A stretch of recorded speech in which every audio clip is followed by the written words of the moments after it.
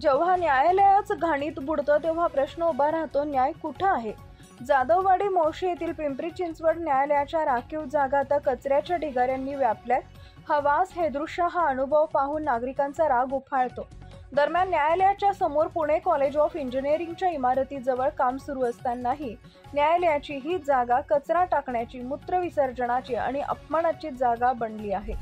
जनतेचा प्रश्न, इतक्या पैशांचा अपव्यय होत असूनही प्रशासन जनतेचा आवाज दाबत आहे. हा अन्याय सहन होऊ शकत नाही. या घटनेमुळे नागरिकांचा संताप वाढलाय. विचार करा, जर न्यायालयाचं जिथं न्यायासाठी उभं राहावं तीच जागा आणि घाण करण्यासाठी वापरली जात असेल तर जनतेनं न्यायालयासाठी कुठं जावं? मात्र हा संताप फक्त रागापुरता थांबत नाही. जाधववाडीच्या नागरिकांनी जागरूकतेचा भव्य आवाज उठवायला सुरुवात केली आहे. प्रशासनातील अधिकारी आमचा आवाज दाबू शकत नाही असं मत नागरिकांनी व्यक्त केलंय.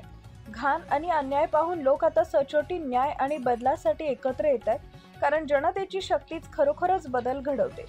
जर न्यायालय घाणीतच बुडत असेल तर जनतेचा रागच न्याय आहे.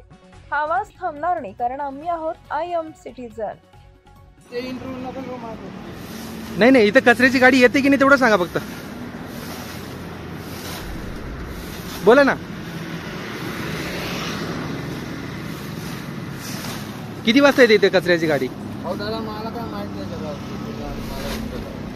त्यांचा टाइम दिला माहिती, कचरा कधी भरायला येतो. मग तुम्ही कचरा हे सगळं गोळा करून कुठे टाकता? आम्ही निघला होतो, आम्ही तेवढं. म्हणजे तुमचं कचरा उचलायचं काम नाहीये, फक्त साफसफाई करायचं काम आहे तुमचं? गाडू मारून आम्ही एक गाडी ठीक करतो. हां,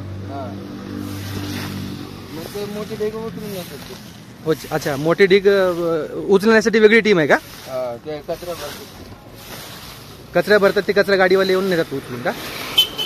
ते नेतात का इकडे बाजूला नेऊन टाकतात? ते मोठीला नाही.